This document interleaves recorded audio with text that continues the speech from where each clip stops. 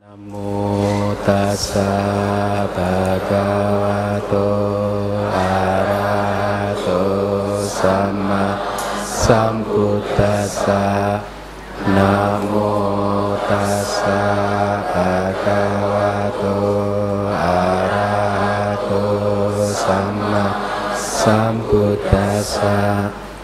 Namo tassa bhagavato arahato sama sambuddhassa. Baik para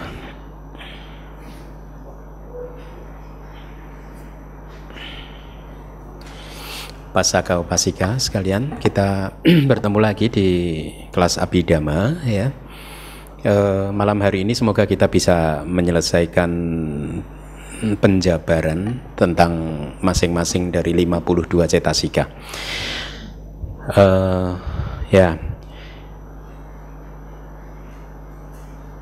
Saya harap Anda sudah mulai mendapatkan bayangan bahwa 52 cetasika dibagi menjadi 3 kelompok besar kan ya.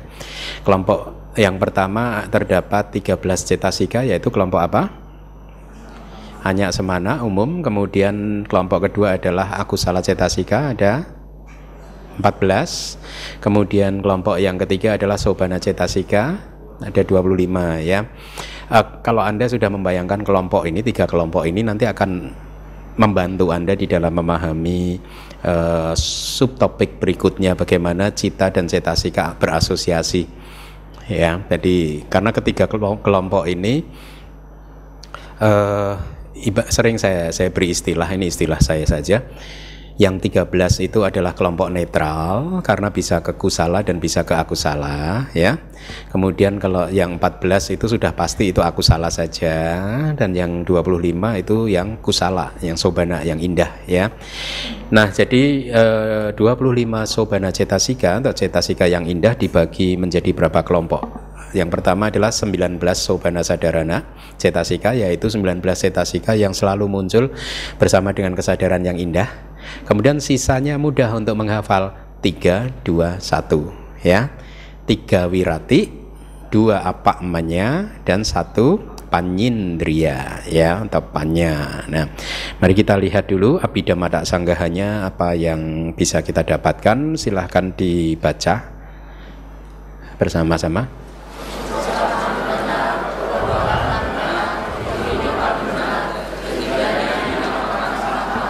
Ya, bahasa palinya wirati, pantangan ya, meskipun disebut sebagai pantangan ya, tetapi bukan berarti ini adalah pantangan untuk mengucapkan sesuatu yang benar atau melakukan perbuatan yang benar atau berpantangan untuk mempunyai penghidupan yang benar, bukan. Pantangan di sini lebih bermakna bahwa cetasika yang indah ini bertanggung jawab terhadap perbuatan pantang untuk melakukan ucapan yang salah, pantang untuk melakukan perbuatan yang salah, dan pantang untuk mempunyai gaya penghidupan yang salah. Itu yang dimaksud ya. Tetapi dalam individu cetasikanya disebut sebagai ucapan benar, perbuatan benar, dan penghidupan benar, atau bahasa palinya sama waca, sama kamanta, sama ajiwa ya, itu bahasa palinya. Nah, pantangan yang jadi Anda membacanya nanti menjadi pantangan yang disebut sebagai ucapan benar, pantangan yang disebut sebagai perbuatan benar, atau pantangan yang disebut sebagai penghidupan benar ya. Jadi kalau 19 cetasika sobana yang indah yang sudah kita pelajari minggu sampai minggu kemarin itu adalah cetasika yang selalu muncul bersama dengan cita yang indah selalu ya. Berbeda dengan yang 19, maka 3 wirati ini, 3 pantangan ini tidak selalu muncul sebenarnya. Tetapi kalau dia muncul, dia selalu muncul di kesadaran yang indah ya. Dan ketiganya tidak bisa muncul secara bersama-sama ya, karena ucapan benar dan perbuatan benar itu objeknya udah berbeda. Dengan penghidupan yang benar juga objeknya juga berbeda. Jadi 3 wirati itu kalau dia muncul di lokia cita atau kesadaran duniawi yang indah, ya, maka dia munculnya terpisah. Kalaupun muncul, tidak harus muncul, tapi kalaupun muncul, dia munculnya satu-satu. Tidak bisa 2 atau 3, itu tidak bisa. Anda bayangkan aja, tidak bisa seseorang sedang melakukan ucapan benar tetapi pada saat yang bersamaan juga melakukan perbuatan yang benar, kan tidak bisa. Harus satu-satu munculnya. Tetapi di kesadaran lokutra, di kesadaran jalan dan kesadaran buah, 3 wirati ini muncul bersama-sama. Ya, dia muncul bersama-sama. Fungsinya apa? Fungsinya adalah untuk melengkapi jalan mulia berunsur 8, sehingga kecenderungan untuk melakukan ucapan yang tidak baik lenyap, tidak bisa muncul lagi. Kecenderungan untuk melakukan perbuatan yang tidak baik lenyap, sehingga tidak bisa muncul lagi. Keinginan untuk mendapatkan uang dengan cara penghidupan yang salah lenyap, sehingga tidak pernah muncul lagi di pikiran kita. Ya, jadi dia muncul secara bersama-sama untuk melengkapi jalan mulia berunsur 8, karena sesungguhnya 3 wirati ini juga 3 faktor di dalam jalan mulia berunsur 8, ya. Sama didik, sama sangkapa dan seterusnya, 3-nya adalah sama waca, sama kamanta, sama jiwa. Baik, bagus. Mari kita lihat penjelasan untuk 3 wirati. Ucapan benar, yang dimaksud ucapan benar adalah berpantang untuk mengucapkan 4 kata-kata yang tidak baik. Nah, ini Anda juga mulai harus paham apa itu kata-kata yang tidak baik, yaitu berbohong, ya, memfitnah, berkata-kata kasar dan bergunjing. Kemudian perbuatan benar adalah berpantang untuk melakukan perbuatan yang tidak baik, yaitu membunuh, mencuri dan berzina. Ya, yang ketiga, penghidupan benar itu artinya berpantang untuk mempunyai mata pencaharian yang tidak baik, seperti berdagang racun, minuman keras, senjata, budak dan binatang untuk disembelih. Itu perdagangan yang dilarang, ya. Tetapi juga nanti ada penjelasan lagi bahwa penghidupan yang benar adalah Anda mempunyai mata pencaharian yang tidak melanggar ucapan benar dan tidak melanggar perbuatan yang benar, ya. Mari kita lihat, nanti akan makin jelas apa yang disebut ucapan benar. Keterangannya ini dari kitab, ya. Dalam hal, saya beri tanda kutip, dari 4 perilaku tidak baik yang melalui ucapan, ya, ucapan hendaknya dipahami sebagai isyarat ucapan, waci winyati. Di kelas tentang kesadaran saya sudah membahas tentang waci winyati, isyarat ucapan. Apa itu? Kata-kata ini loh, ya. Ini adalah isyarat untuk media berkomunikasi sehingga Anda bisa mengetahui apa yang saya pikirkan. Paham? Nanti ada isyarat tubuh, kan? Pernah kan kita bahas, kan? Ini adalah isyarat tubuh, media buat saya untuk berkomunikasi dengan Anda sehingga Anda paham apa yang saya pikirkan. Apa yang saya pikirkan? Saya ingin memanggil Anda. Gitu. Jadi ini isyaratnya. Yang menariknya di dalam Abhidhamma dibahas bahwa isyarat ucapan maupun isyarat tubuh itu diproduksi oleh cita. Jadi winyati, di bab ke-6 mungkin ada kalimat winyati 2 yang cita jang ewa, yang artinya bahwa 2 winyati, 2 isyarat tadi diproduksi hanya oleh cita. Ya. Isyarat ucapan itu sesungguhnya suara. Jadi pada saat cita saya, kesadaran saya, sesungguhnya kehendak saya ingin mengatakan misalkan abhidhamma, maka kehendak saya tadi memproduksi elemen tanah, ya, dan elemen tanah ini saling berbenturan sehingga akhirnya bisa mengeluarkan suara abhidhamma. Itu benturan dari elemen tanah saja, seperti benturan ini elemen tanah dan elemen tanah bunyi, kan? Tapi kali ini bunyinya abhidhamma, gitu. Nah, tapi ada suara lain selain yang artikulit ini. Ada suara, nah kayak pintu itu suara itu, kenapa bunyi? Apa yang menyebabkan pintu itu bunyi? Atau apa yang menyebabkan petir itu bisa berbunyi seperti itu? Di dalam Abhidhamma nanti dijelaskan bahwa suara-suara seperti itu diproduksi oleh gesekan perbedaan temperatur. Abhidhamma membahas hal-hal seperti itu. Petir, suara, ini juga, ya. Baik, jadi itu yang disebut isyarat ucapan. Ini hanya definisi saja yang kali ini. Perbuatan yang rusak karena apapun, yang disebabkan oleh apapun dari tiga kesalahan itu istilah untuk loba, dosa, dan moha, adalah disebut sebagai duccarita atau perilaku yang tidak baik. Jadi semua perilaku yang didorong oleh loba, dosa, moha itu duccarita, perilaku yang tidak baik. Perilaku tidak baik yang muncul melalui ucapan adalah perilaku yang tidak baik melalui ucapan. Jadi itu definisinya, ya. Atau perilaku yang tidak baik yang dihasilkan oleh ucapan, ya. Itu adalah kelakuan yang tidak baik melalui ucapan. Jadi pantangan adalah, nah ini definisi, kadang kalimatnya menjadi begini ini, seseorang yang menyukai berada dalam keadaan tanpa ucapan yang tidak baik tadi. Itu ya, itu yang disebut pantangan. Jadi itu hanya definisi yang bisa kita dapatkan tuh. Kalau Anda ingin bahasa palinya itu saya sertakan, ya. Jadi ucapan benar itu dijelaskan di dalam Abhidhamma dengan menggunakan istilah term negatif. Seperti nibbana itu juga term negatif, ya. Tiadanya nafsu keinginan, jalinan nafsu keinginan, gitu ya. Dan itu menurut psikologi barat katanya tidak disukai. Kita sering mendefinisikan sesuatu dengan menggunakan terminologi yang negatif seperti itu, gitu. Tapi ya dijawab oleh para sayadaw di Myanmar gitu. Kalau kita mengatakan keadaan tidak sakit itu kan artinya positif. Hah? Tidak sakit artinya negatif atau positif? Positif kan. Jadi di dalam hal mendefinisikan ucapan benar itu pun juga menggunakan terminologi negatif, yaitu menghindari atau berpantang 4 ucapan yang tidak baik tadi, apa? Berbohong, memfitnah, berkata kasar, dan juga bergunjing. Nah, pantangan juga di dalam kitab tafsir disebutkan sebagai, ada itu istilah arati itu menghindari. Jadi menghindari, kalau Anda mendapatkan kesempatan untuk melakukan ucapan yang tidak baik, Anda menghindar, menahan diri. Kalau Anda bergaul di dalam satu komunitas dan Anda tahu kalau Anda bergaul di komunitas tersebut kemudian membuat Anda terpacu untuk melakukan kebohongan dan lain sebagainya, ya Anda menghindar, arati, ya.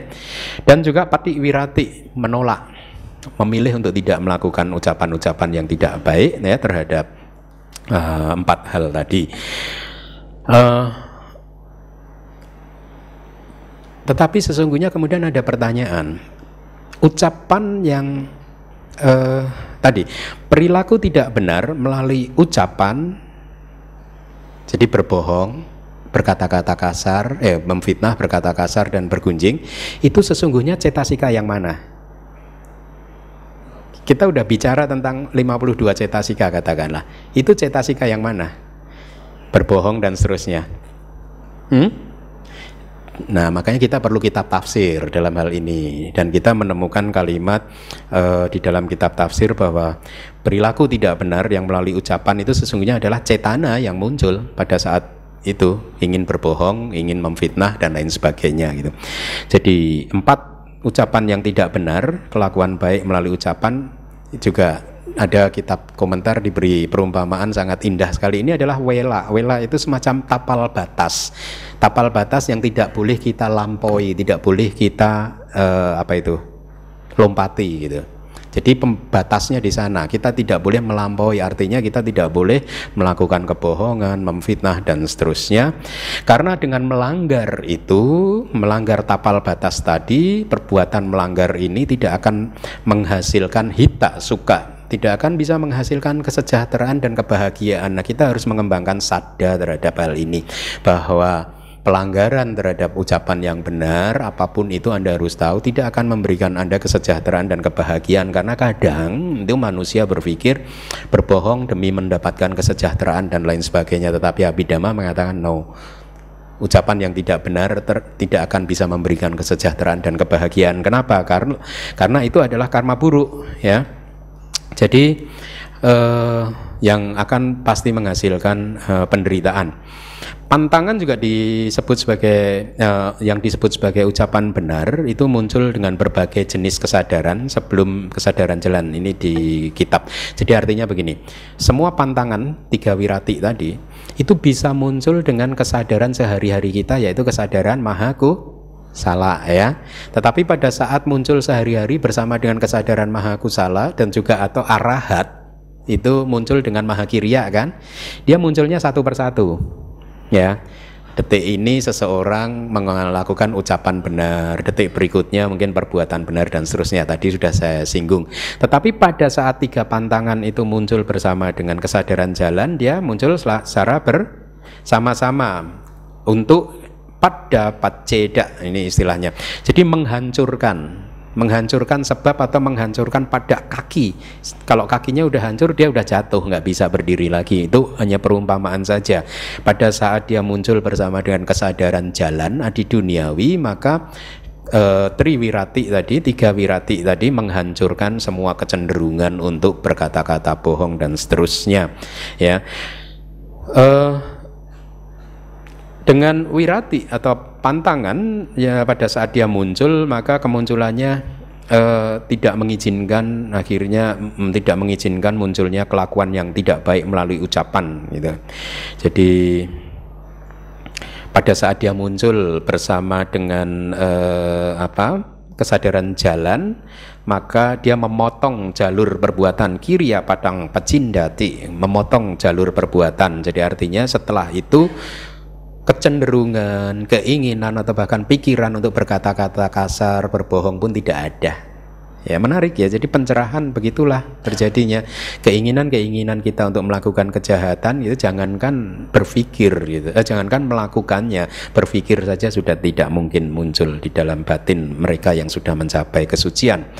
Nah, mari kita lihat yang berikutnya. Perbuatan benar itu didapatkan di dalam kesadaran yang bermacam-macam. Sebelum kesadaran jalan, artinya kesadaran maha kusala atau kesadaran maha kiriya, itu maksudnya. Melalui satu maha kusala cita, seseorang menahan diri dari pembunuhan. Melalui cita yang lain, seseorang menahan diri dari pencurian dan lain-lain. Ini seperti yang tadi sudah saya sampaikan. Jadi kemunculannya adalah satu persatu. Tetapi perbuatan benar juga didapatkan di dalam satu cita di jalan adi duniawi. Di momen ini hanya muncul satu wirati untuk menghancurkan sebab yang bisa memunculkan tiga jenis cetana untuk melakukan perilaku yang tidak baik melalui tubuh, dan dengan demikian melengkapi faktor jalan. Ini satu wirati, itu maksudnya perbuatan benar saja ya yang dimaksud. Jadi sesungguhnya di dalam kesadaran jalan nanti berbarengan munculnya ucapan benar, perbuatan benar, penghidupan benar, muncul semuanya.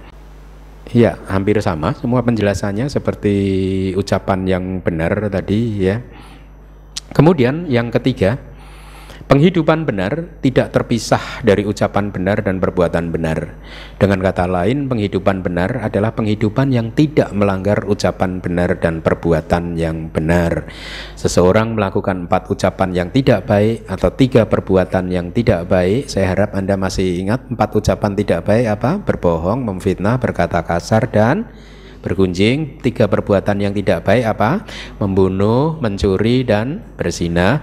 Selama kesemuanya itu tidak ada kaitannya dengan penghidupan mereka, maka perbuatan itu masing-masing disebut sebagai kama ucapan yang tidak baik dan kama tubuh yang tidak baik. Tetapi kalau mereka melakukan itu berkaitan dengan mata pencaharian mereka, maka yang muncul adalah apa?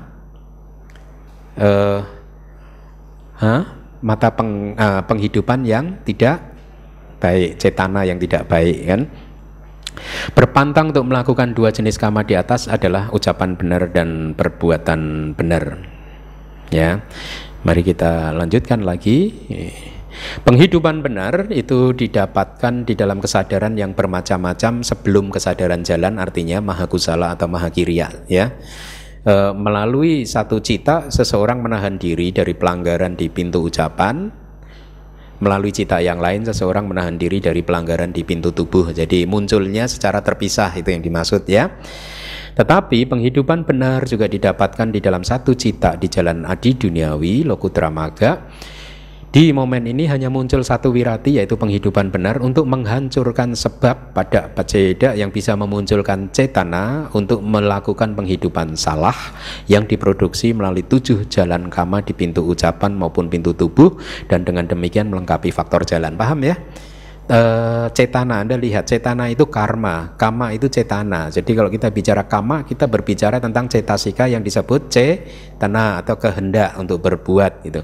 Di sana ada 7 jalan kama di pintu ucapan maupun pintu tubuh. 7 jalan kama tadi, 4 ucapan tidak baik dan 3 perbuatan tidak baik, itu yang dimaksud. Nah, mari kita lihat lagi. Ada 3 jenis wirati atau pantangan. Yang pertama adalah pantangan seseorang melakukan ucapan benar atau perbuatan benar meskipun kesempatan ada untuk melakukan, untuk melanggarnya. Itu yang dimaksud. Kesempatan telah datang, ya. Ada kesempatan untuk melanggar, tetapi dia tidak mau melakukannya. Maka pada saat itu yang muncul adalah wirati. Ya, ini jenis yang pertama. Jadi seseorang walaupun dia tidak sedang melatih sila, ya, belum mengambil sila dari Bante, ya, tapi dia tidak melanggar sila setelah merenungkan kelahirannya, usia, pengetahuan, pendidikannya yang luas, gitu, dengan berpikir sangatlah tidak pantas ya buat saya untuk melakukan perbuatan yang tidak baik seperti ini. Akhirnya dia tidak melakukan pelanggaran ucapan benar dan perbuatan benar, penghidupan benar. Gitu. Maka pada saat itu secara teknis disebut wirati. Pantangan kesempatan telah datang. Jadi ada kesempatan. Anda mempunyai kesempatan untuk berbohong dan tiba-tiba Anda menahan diri tidak melakukan ucapan berbohong. Maka pada saat itu wirati muncul. Anda mempunyai kesempatan untuk mendapatkan uang dengan cara melanggar sila-sila Anda, tapi Anda tidak melakukannya. Ada kesempatan, tapi Anda tidak mau melakukannya. Ya, jadi ini diberikan hanya supaya kita bisa makin tahu variasi-variasi dari 3 wirati ini munculnya seperti apa, kira-kira seperti itu ya.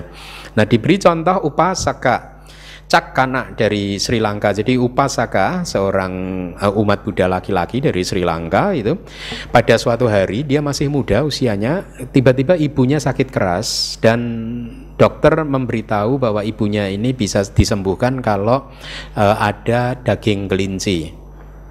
Kemudian kakaknya memerintahkan Cakkana untuk segera pergi ke hutan, ke kebun untuk mencari kelinci. Dan singkat cerita, pada saat Cakkana itu pergi ke kebun, dia melihat ada satu kelinci.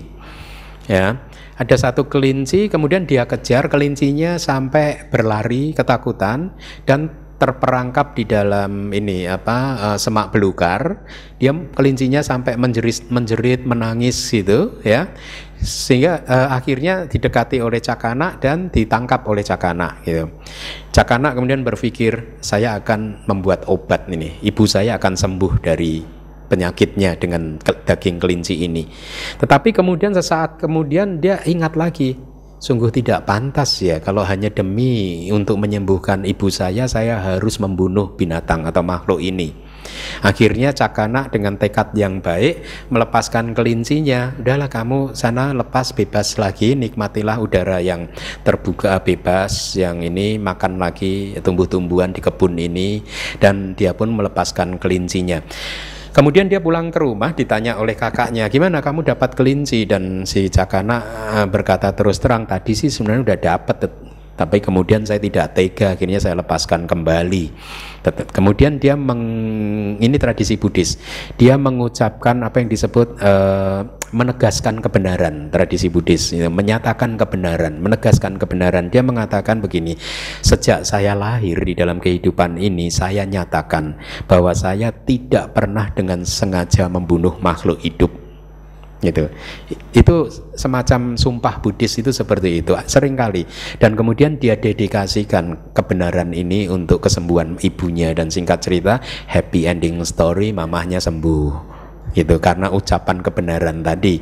Ya, memang benar dia sejak lahir dia tidak pernah membunuh, dengan sengaja dia tidak pernah membunuh gitu ya. Nah, kita di Myanmar sering begitu. Saya juga pernah 1 kali 2 kali menyatakan kebenaran seperti itu. Sejak di dalam kehidupan saya kali ini saya begini gitu. Ya. Nah, itu adalah 3 wirati yang pertama. Wirati yang kedua adalah pantangan yang muncul karena kepatuhan kita ya. Ini pantangan untuk mereka yang telah mengambil sila. dan kemudian tidak melanggarnya walaupun pada saat menghadapi kematian dengan penuh kesakitan, contohnya upasaka yang tinggal di gunung Utara Wadamana yang telah mengambil sila di hadapan Bante Pinggala Buddha Rakita dari Wihara Ambarya, itu dari kitab kita. Jadi ceritanya seperti ini. Pada suatu hari upasaka ini mengambil sila melalui Bante Pinggala Buddha Rakita. Kemudian setelah mengambil sila, dia pergi ke sawah untuk membajak, melanjutkan pekerjaannya. Sampai satu saat dia menyadari salah satu lembunya hilang. Kok nggak ada nih lembunya? Akhirnya dia mencoba mencari lembu yang hilang, masuk ke dalam hutan, dicari semakin dalam, masuk sampai tiba-tiba dia terjebak dililit oleh ular yang sangat besar. Gitu. Ya, ular yang sangat besar yang ingin hendak memakan dia. Secara refleks dia memunculkan kayak senjata tajam, kampak itu mungkin ya. Dia munculkan dari pinggang gitu, dan dia akan potong kepala ular tersebut. Ya, tapi tiba-tiba muncul pikiran yang baik, sangat tidak pantas ya. Demi menyelamatkan kehidupan saya harus mengorbankan kehidupan makhluk lain. Akhirnya kampaknya dibuang dan sekali lagi happy ending story, ularnya juga lari akhirnya. Tapi ini hanya satu cerita saja bahwa biar bagaimanapun dia mengatakan saya akan mengorbankan kehidupan saya, tetapi saya tidak akan mengorbankan sila saya, ya, gitu. Ya. Jadi cerita-cerita yang untuk menginspirasi kita. Salah satu guru saya juga pernah ditanya seperti itu kan oleh orang bule. Kalau misalkan Sayadaw dihadang oleh penjahat dan pada saat itu hanya ada dua pilihan, ingat nggak? Sayadaw dibunuh atau Sayadaw yang membunuh dia? Gitu. Sayadaw saya menjawab, saya nggak akan bunuh dia. Terus bulenya nanya lagi, kalau dengan itu berarti Sayadaw nanti dibunuh dia, maksud Sayadaw diam aja? Ya yang pasti saya nggak akan bunuh dia gitu. Sampai bulenya mungkin kayak baper. Atau apa, dia mau kita korbankan hidup pada saat mempunyai kesempatan untuk mempertahankan diri. Akhirnya saya bilang di dalam kehidupan ini hanya orang yang benar-benar sial saja yang hanya mempunyai dua pilihan, membunuh atau dibunuh. Selalu ada pilihan ketiga, keempat, kelima, keenam, lari. Ya, jadi Anda juga, ini cerita yang sangat bagus. Jangan pernah terjebak pada satu doktrin bahwa di dalam hidup Anda hanya punya dua pilihan. Tidak, selalu ada pilihan ketiga, keempat. Thinking out of the box selalu ada. Ya, tawaran untuk menyelesaikan permasalahan dengan lebih baik lagi. Ya, mari kita lanjutkan. Yang ketiga jenisnya adalah dengan pemusnahan atau penghancuran samujjada wirati. Pantangan jenis ini adalah pantangan yang muncul yang berasosiasi dengan jalan Arya atau Arya Magga Sampayuta, yaitu yang muncul bersama kesadaran Magga dan kesadaran khususnya Magga di sini ya, jalan. Kenapa? Karena pada saat muncul bersama dengan kesadaran jalan, dia menghancurkan tadi pada kakinya, dihancurkan sehingga tidak bisa muncul lagi. Nah, makanya disebut pantangan melalui pemusnahan, sehingga tidak bisa muncul lagi. Pada saat jalan atau kesadaran jalan itu maksudnya muncul hanya sekali, bahkan kemudian setelah itu pikiran untuk membunuh makhluk pun tidak akan bisa muncul di para Arya atau para makhluk suci. Itu referensinya ada, saya berikan Dhammasangga Niyata halaman 104 ya. Ya, sekarang kita akan melihat karakteristik dan lain-lain. Karakteristik dari tiga wirati masing-masing itu mempunyai karakteristik berupa tiadanya pelanggaran oleh perilaku tubuh yang tidak baik, ucapan yang tidak baik, dan penghidupan yang tidak baik. Fungsinya adalah untuk menjauhi perbuatan yang jahat, manifestasi berpantang melakukan perbuatan jahat. Sebab terdekat kemunculannya adalah kualitas spesial di batin kita, seperti apa yang disebut sebagai keyakinan Anda terhadap Buddha Dhammasangga ya, atau Anda mempunyai rasa malu ya untuk melakukan ucapan yang tidak baik dan seterusnya, takut untuk perbuatan jahat, iri dan otapa ya, mempunyai sedikit keinginan. Kadang seseorang yang mempunyai banyak keinginan bisa mengakibatkan pelanggaran sila loh. Betul tidak? ya. Udah dapat rezeki 1 M masih kurang, melanggar sila supaya dapat 2 M. Contohnya seperti itu. Mana lebih bagus? Dapat 2 M dengan melanggar sila atau dapat 1 M tidak melanggar sila? Nah, kalau saya dapat 2 M tanpa harus melanggar sila. Pilihan ketiga kan, thinking out of the box. Mari kita lanjutkan. Nah, sekarang grup yang kedua adalah terdiri dari 2 cetasika, yaitu dibaca welas asih, simpati, dinamakan ketidakterbatasan. Apa namanya itu ya bahasa Palinya. Mari kita lihat penjelasannya. Penjelasan untuk kalau tadi 3 wirati, ini 2 apa namanya ya, karuna, welas asih. Karakteristiknya adalah mengembangkan kualitas batin yang mempunyai kemampuan untuk menghilangkan penderitaan makhluk lain. Karakteristiknya. Tapi Anda harus pahami, tidak harus usaha Anda itu berhasil, artinya makhluk yang tadinya menderita akhirnya bisa keluar dari penderitaan. Tidak harus ya, karena kita harus gabungkan lagi fungsinya apa. Fungsinya adalah tidak tahan melihat penderitaan makhluk lain ya. Jadi di dalam kalimat di Dhamma Sangganyata Kata ada kalimat para duke sati sadunang hadaya kampanang karoti ti karuna. Ini yang saya suka definisi dari karuna. Welas asih adalah cetasika yang bisa membuat hati orang yang baik itu bergetar pada saat melihat ada makhluk yang menderita. Itu kewelas asihan. Kalau Anda melihat ada makhluk yang menderita, tiba-tiba Anda lihat, rasakan kewelas asihan Anda muncul pada saat itu. Kalau Anda cermati, Anda amati hati Anda, ada getaran di sana. Ada dorongan untuk ingin membantu makhluk tersebut keluar dari penderitaannya. Itu welas asih ya. Tapi ingat, tidak harus bantuan Anda berhasil, nggak apa-apa. Yang penting kewelas asihan itu sudah muncul di dalam batin Anda, karena manifestasinya adalah tanpa kekejaman. Jadi ya, di dalam sutta itu, di dalam Anggutara Nikaya ada kalimat seperti ini. Nisaranang hetang awuso wihesa yat didang karuna ceto wimuti. Artinya kawan, awuso, pembebasan batin yang disebut karuna itu adalah bebasnya hati dari sifat kekejaman ya. Jadi artinya apa? Kalau karuna Anda muncul, Anda terbebas dari kekejaman. Seseorang yang menyakiti binatang itu karena dia tidak punya kewelas asihan.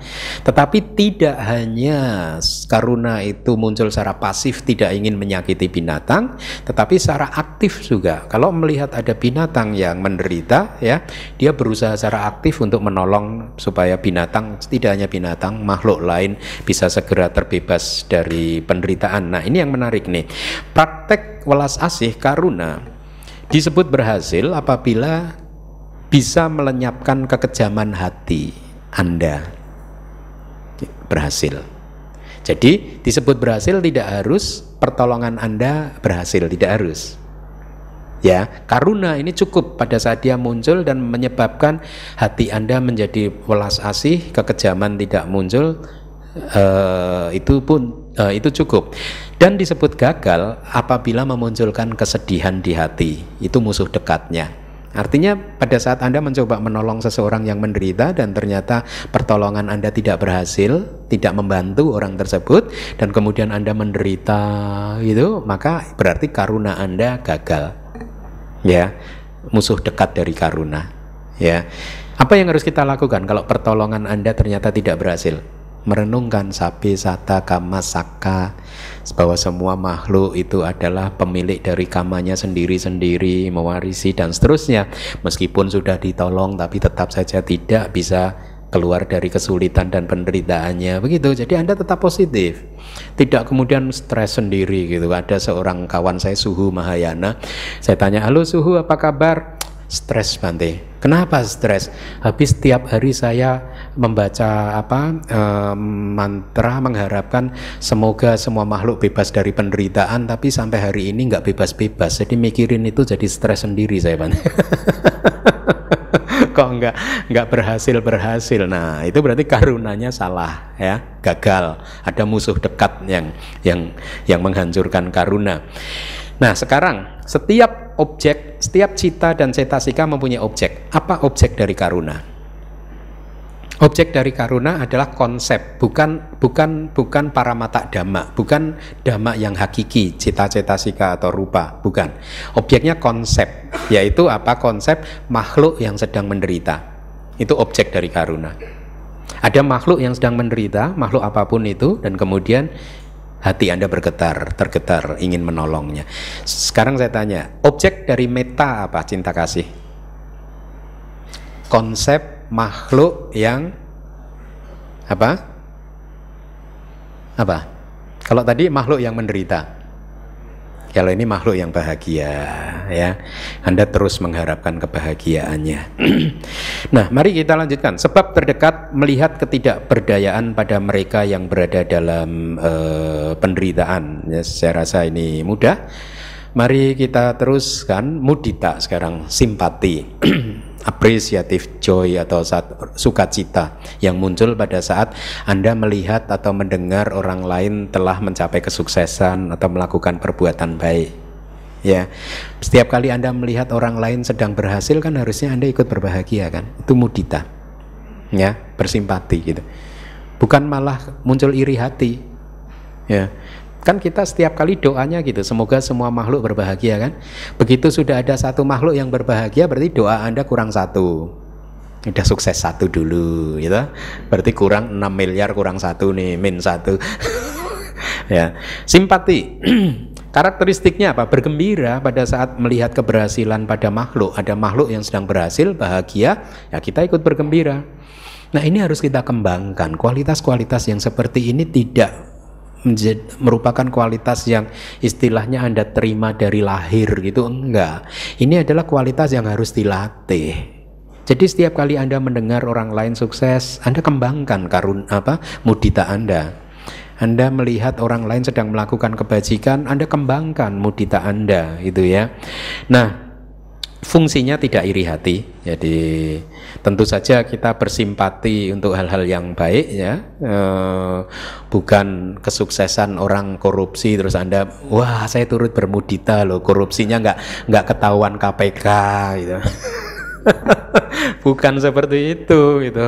Hebat loh kamu ya, dari dulu nggak ketangkep-tangkep. Saya turut bermudita. Bukan, kita bermudita terhadap hal-hal yang baik gitu.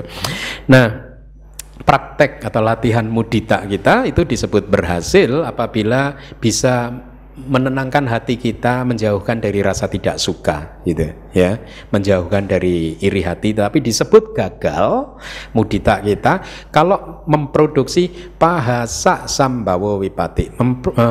Gagal kalau pahasa sambawo itu seperti menghasilkan kebahagiaan yang meluap-luap, akhirnya membuat kita ketawa terbahak-bahak. Kayak tadi saya bilang, kamu hebat loh, hahaha. Nah, itu disebut gagal, karena bisa jadi ketawa terbahak-bahak seperti itu muncul dari loba mula citta, gitu ya. Karena Anda melihat teman Anda berhasil, Anda memunculkan kemelekatan Anda, ketawa terbahak-bahak, ya.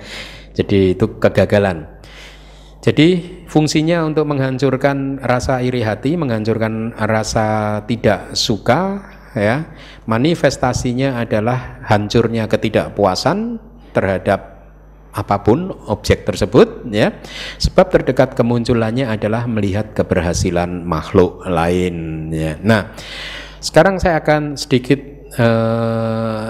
membahas hal yang berbeda tentang Brahma Wihara dan ketidakterbatasan. Ini maksudnya begini, kita sudah membahas ini baru saja karuna dan mudita. Anda sudah mengenal Brahma Wihara kan? Kediaman luhur ada 4 kan? Apa saja? Metta, karuna, mudita, upeka. Sekarang kita baru dapat karuna dan mudita. Metta dan upekanya di mana? Metta adalah model cetasika akdosa. Akdosa itu yang kita sudah pelajari, dosa tanpa kebencian. Cetasika ini kalau berkembang secara maksimal dia berubah menjadi meta. Jadi kalau kita bicara mengembangkan meta, itu sesungguhnya kita sedang mengembangkan cetasika yang disebut dosa tanpa kebencian. UPK-nya di mana? Tatra, maja, tata yang sudah kita pelajari minggu lalu, yaitu apa? Netralitas batin, ya. Nah, di satu teks meta karuna mudita UPK disebut sebagai Brahma Wihara. Tetapi di sini mudita dan karuna dan mudita disebut sebagai ketidakterbatasan. Apakmanya itu tidak terbatas. Jadi ada dua istilah yang berbeda, Brahma Wihara dan ketidakterbatasan.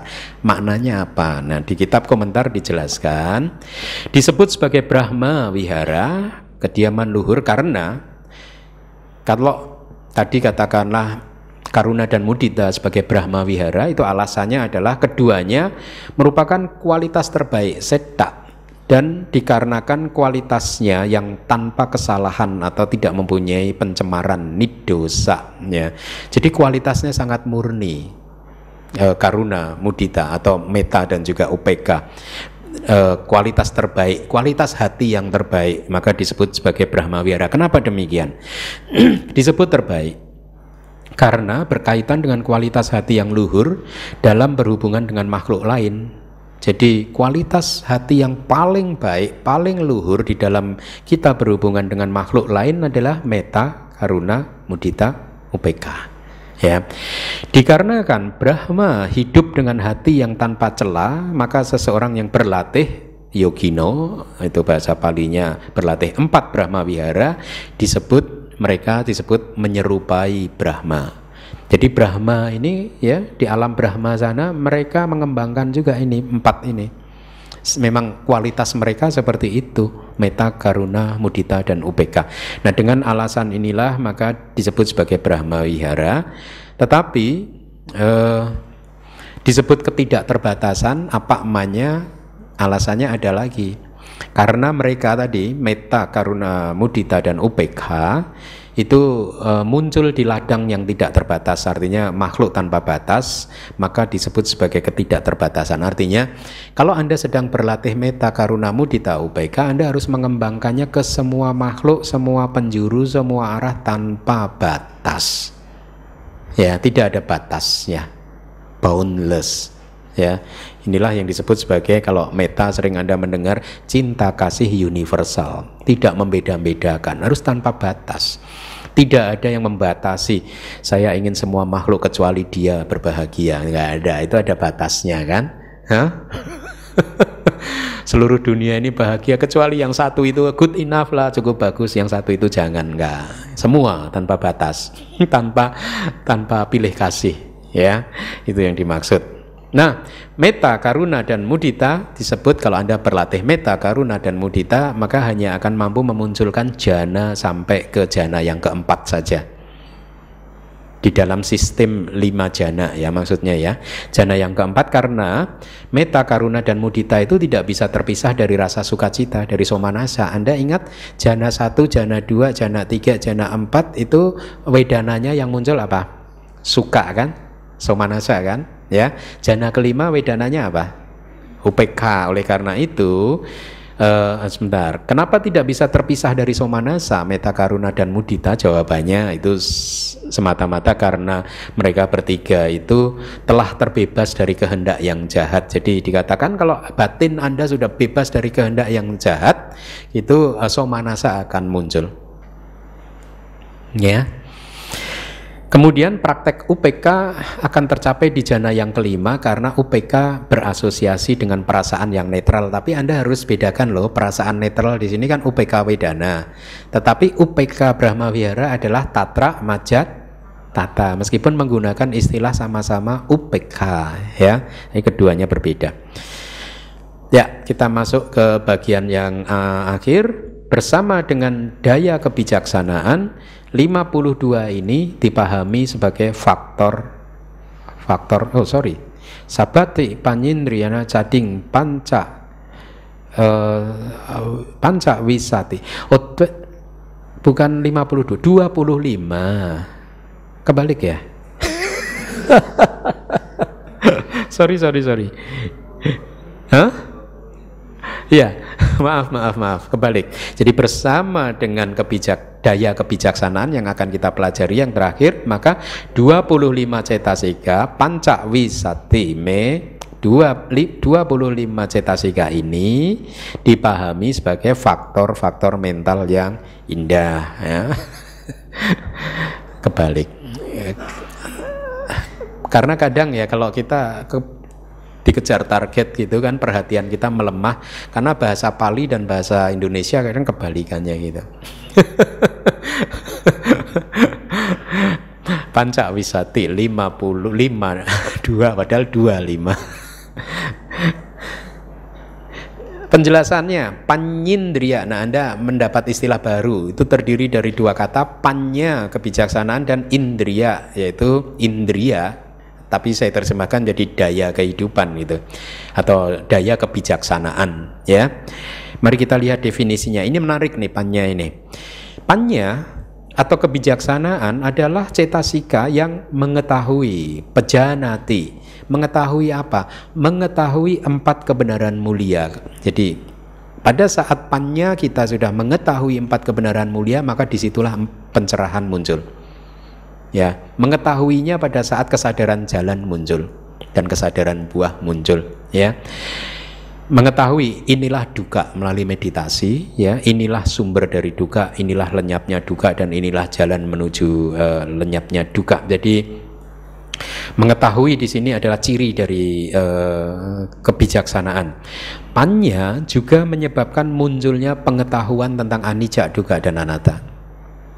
Ya, jadi yang menyebabkan munculnya pengetahuan 3 karakteristik universal dari segala fenomena, baik itu batin dan juga materi, itu adalah panya. Itu panya disebut sebagai indriya, ya, karena alasannya satu, sifat keunggulannya adipati.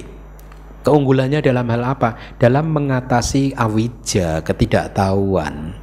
Kita mempunyai 2 akar dari samsara yang membuat makhluk ini terikat pada samsara. Ada 2 akar, yaitu awija dan tanha, ya. Nah, awija ini bisa diatasi, yang bisa mengatasi adalah panya. Saya sering memberi perumpamaan tentang lampu kan, sepertinya nanti ada juga itu. Jadi karena keunggulannya dalam mengatasi awija, maka panya disebut sebagai indriya. Indriya, daya, tapi juga bisa berarti raja. Indra itu raja, ya. Indak itu bahasa Palinya indak, Sanskertanya indra, ya. Itu raja artinya. Jadi karena dia raja, dia menguasai semua wilayahnya gitu. Pada saat panya ini muncul di dalam sebagai panyindriya, maka panya ini menguasai cetasika yang lain. Cita dan cetasika yang lain dia kuasai, kemudian akhirnya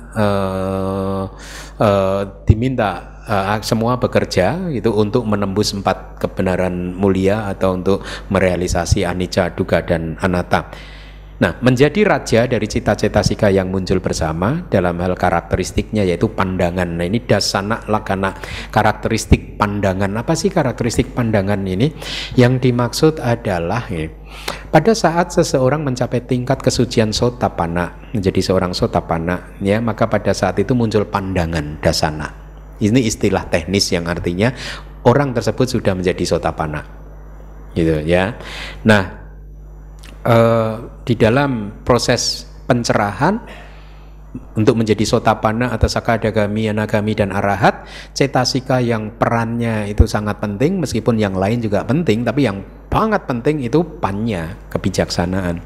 Karena panya yang mengatasi awija, ketidaktahuan awija. Panya itu yang mengatasi moha, delusi. Panya itu seperti lampu, awija kegelapan. Pada saat lampu menyala, kegelapannya lenyap. Ya, maka dengan alasan inilah panya itu menjadi raja, sehingga akhirnya istilahnya panya indriya digabungkan jadi panyindriya, ya. Nah, panya juga di dalam kitab kita ada istilah meda. Anda pernah mendengar pertapa sumeda? ya. Itu su itu baik, meda itu kebijaksanaan. Jadi pertapa itu mempunyai kebijaksanaan yang baik. Istilah ini sebenarnya istilah teknis, terminologi khusus di dalam Abhidhamma disebutkan, dijelaskan bahwa pada saat ini kenapa disebut meda, karena panya ini mempunyai kekuatan untuk membunuh dan menghancurkan kilesa atau kekotoran batin, seperti petir yang menghancurkan pilar-pilar batu. Ini hanya perumpamaan saja. Kalau ada petir menghancurkan pilar batu, ya, maka yang menghancurkan pilar itu, petir ini adalah panya, batu itu adalah kilesa. Perumpamaan saja. Pada saat panya ini muncul bersama dengan kesadaran jalan, maka dia menghancurkan semua kekotoran jalan, ya. Kemudian kita juga di kitab komentar juga mendapatkan istilah panya aloko, panya aloka, ini disebut sebagai panya aloka, cahaya kebijaksanaan, ya. Kenapa disebut panya aloka, cahaya kebijaksanaan? Karena sifat dari panya adalah menerangi objeknya. Jadi seperti lampu ini, begitu dia menyala semua kelihatan kan ada apa saja di dalam ruangan ini. Nah, pada saat panya Anda muncul di dalam meditasi, kita akan melihat objek dengan jelas. Hubungan sebab dan akibat antara batin dan jasmani, antara batin dan batin yang berikutnya, bagaimana mereka terangkai, itu semua terlihat dengan jelas. Seperti lampu ini tadi, ya. Anda nanti akan bisa membuktikan melalui meditasi. Pada saat meditasi Anda berkembang, maka lihatlah penglihatan Anda menjadi terang benderang. Artinya apa?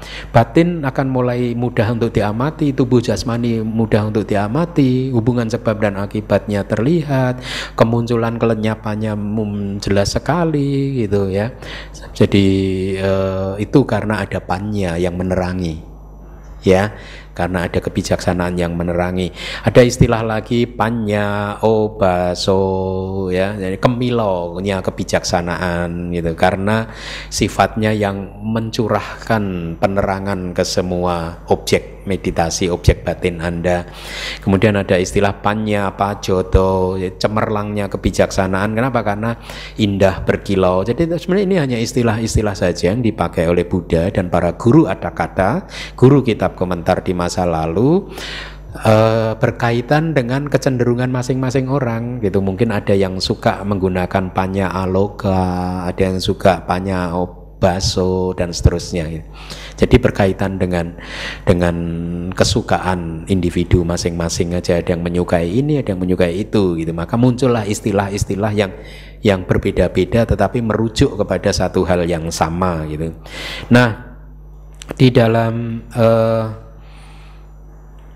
Sutta sering disebutkan, Buddha mengatakan para biku ada 4 macam cahaya, gitu. Cahaya bulan, cahaya matahari, cahaya api, dan cahaya kebijaksanaan atau panya aloka. Dari kesemuanya itu panya aloka lah yang terbaik, itu kata-kata Buddha. Karena dengan panya aloka, dengan cahaya kebijaksanaan, maka semua kekotoran batin bisa dihancurkan, ya. Baik, kemudian mari kita lihat karakteristiknya dari kebijaksanaan adalah kemampuannya untuk menembus fenomena sesuai sifat alamiahnya, yatha sabawa pati weda lakana, atau penembusan yang tidak tergoyahkan, seperti penembusan sebatang anak panah yang dilepaskan oleh pemanah yang ahli, tidak goyah. Dan itu sangat mewakili pengalaman langsung melalui meditasi. Pada saat meditasi Anda sudah berkembang, lihat pengamatan Anda sangat stabil, tidak goyang lagi. Ya, penembusan ke dalam nama dan rupa pun menjadi sangat dalam, seperti anak panah yang ditembakkan oleh pemanah yang ahli. Dia langsung menembus sampai ke pusat dari segala fenomena. Kalau biasa kita mendengar istilah, Anda akan mampu untuk membuka kelopak teratai, satu kelopak demi kelopak, sampai kelopak yang terakhir, dan akhirnya Anda menemukan pusat dari segala fenomena ini ternyata kekosongan, sunyata, kekosongan dari sesuatu yang bersifat kekal, kekosongan dari segala sesuatu yang bisa memberikan kebahagiaan, dan kekosongan dari diri atau inti yang kekal, yang tidak berubah-ubah, gitu. Nah, itu baru kita bisa melihatnya pada saat kita mampu menembus sampai ke pusat dari segala fenomena yang dibantu oleh sati dan samadhi Anda, perhatian penuh dan ekagata Anda. Ada cetasika dua lagi, yaitu sati dan ekagata, ya. Nah, fungsi dari kebijaksanaan adalah menerangi objek seperti sebuah lampu, ya. Wisayoba aubasa rasa padipowiya, ya. Jadi tadi seperti lampu yang menerangi ruangan gitu, ya. Jadi ketika lampu menyala di malam hari, maka seketika kegelapan lenyap, dan juga sebaliknya tidak hanya kegelapan lenyap tapi juga menghasilkan cahaya, ya. Tidak ada penerangan yang bisa menandingi penerangan kebijaksanaan, karena panya tadi melenyapkan awija. Awija, ya, pada saat awija ini lenyap, maka seseorang menjadi seorang arahat, ya, katangkarani, yang sudah melakukan apa yang harus dilakukan, ya, dikerjakan, ya. Panya juga memproduksi cahaya pengetahuan. Wijo basang janetik memproduksi cahaya pengetahuan dalam artian pengetahuan untuk memahami 4 kebenaran mulia, sehingga membuat seseorang yang sudah memahami ini menjadi orang yang tercerahkan. Seperti halnya dalam kitab komentar diberi, ya, perumpamaan seperti halnya ahli bedah, ya. Dia bisa mengetahui itu makanan ini cocok untuk pasien saya, makanan itu tidak cocok untuk pasien saya, gitu. Demikian pula kebijaksanaan juga memahami keadaan batin yang baik ataupun tidak baik, itu. Kemudian kebijaksanaan juga memahami mana yang perlu dikembangkan dan mana yang tidak, gitu, ya. Kebijaksanaan. Nah, berkaitan dengan ini, memahami mana yang baik, mana yang tidak baik, mana yang perlu dikembangkan dan mana yang perlu tidak dikembangkan, maka inilah yang akhirnya kita jadi menjadi paham kenapa kita harus belajar, ya. Karena ada 3 jenis kebijaksanaan, kan? Apa saja? Sutta mayapanya, kebijaksanaan yang muncul karena Anda mendengar saat ini, ya, Anda mendengarkan mendengarkan suara saya, dan kemudian Anda mendapatkan kebijaksanaan, maka itu adalah kebijaksanaan yang Anda dapatkan melalui proses mendengar. Cinta mayapanya, kebijaksanaan yang Anda dapatkan melalui berpikir, merenung, menganalisa, akhirnya muncul kebijaksanaan, ya. Dan yang terakhir adalah bahwa namanya apanya, kebijaksanaan yang muncul melalui meditasi. Yang terakhir ini yang bisa membuat kita tercerahkan. Tetapi 2 yang pertama pun juga bermanfaat, ya, karena dengan demikian Anda jadi tahu mana yang baik, mana yang tidak baik, mana yang perlu dilakukan, mana yang tidak perlu dilakukan. Kalau Anda tidak tahu, coba Anda tidak pernah belajar, ya. Agama Buddha kan agama praktek, bukan agama teori. Masih ada saja loh di Indonesia orang seperti itu. Agama Buddha itu agama praktek, nggak usah belajar, itu kan sangat teoritis, langsung praktek aja. Lah yang dipraktekkan apa kalau nggak ada teorinya itu? Dokter aja baru boleh praktek setelah lulus teori, ya. Maksud saya, kalau tidak tahu teorinya kan kita jadi tidak tahu mana yang benar, mana yang tidak benar, mana yang harus dilakukan, mana yang tidak boleh dilakukan, dan seterusnya. Nah, dalam hal ini maka jelas sekali, seperti ahli bedah tadi, maka panya pun juga mengerti mana yang baik dan mana yang tidak baik, mana yang rendah dan tinggi, mana yang hitam atau murni, ya. Jadi makanya pariyati penting sekali. Belajar Tripitaka itu penting sekali. Tanpa pariyati, tanpa Tripitaka, maka kita tidak mempunyai pedoman tentang apa itu yang baik dan tidak baik, gitu, ya. Kemudian manifestasi dari panya adalah tidak adanya kebingungan, seperti seorang pemandu hutan yang baik. Lihat, kalau Anda mempunyai panya, pengetahuan, kebijaksanaan, maka Anda sudah tidak bingung lagi. Pada saat Anda sudah tidak bingung lagi, hidup Anda menjadi ringan. Mereka yang hidupnya berat karena banyak misteri, kan, menurut mereka, kan. Jangan-jangan nanti begini nih, jangan-jangan nanti begitu. Akhirnya stres sendiri karena jangan-jangan gitu. Kenapa bisa muncul jangan-jangan? Karena nggak punya pengetahuan, nggak punya kebijaksanaan. Pada saat Anda sudah memahami hukum yang bekerja di dalam kehidupan ini dengan baik, meskipun itu hanya teori saja, maka teori Anda akan bisa menghancurkan banyak beban kehidupan Anda. Hidup Anda akan menjadi lebih ringan, dan akan menjadi ringan total pada saat Anda menjadi seorang Arya, kita menjadi seorang Arya, menjadi orang yang suci, ya. Nah, Sebab terdekat dari kemunculan panya adalah perhatian yang bijaksana, yoniso manasikara. Kita sering mendengar istilah ini ya. Merujuk kepada apa? Merujuk kepada perhatian, memperhatikan objek batin kita, objek penglihatan, pendengaran dan lain sebagainya, dengan memperhatikan apa? Ketidakkekalannya, sifat penderitaannya, tanpa diri, tanpa aku, dan yang keempat apa? Aksuba, tidak indah, tidak cantik ya. Jadi dengan terus mengembangkan perhatian yang tidak bijaksana seperti itu, maka panya atau kebijaksanaan akan bisa muncul. Praktekkanlah terus yoniso manasikara supaya kebijaksanaan Anda tumbuh, berkembang, dan akhirnya hidup Anda menjadi ringan karena Anda tahu bahwa segala sesuatu yang muncul pasti akan lenyap kembali, sehingga sudah tidak ada stres lagi, tidak ada depresi lagi, tidak ada kesedihan lagi, karena Anda tahu bahwa segala sesuatu yang muncul pasti lenyap kembali. Ya, baik, kita masuk ke syair yang terakhir. Sejauh ini 13, mari kita baca.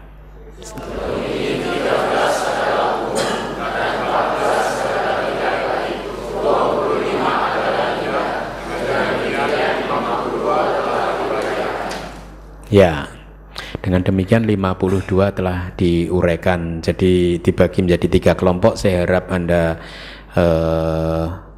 terus Anda proyeksikan di dalam angan-angan Anda tahu 52 dibagi menjadi 3 kelompok, netral, negatif, positif ya. Karena bayangan atau kemampuan Anda untuk membayangkan hal-hal seperti ini nanti akan membantu Anda untuk memahami subbab yang berikutnya, ya ini asosiasi cita dan cetasika. Ya, baik, terima kasih.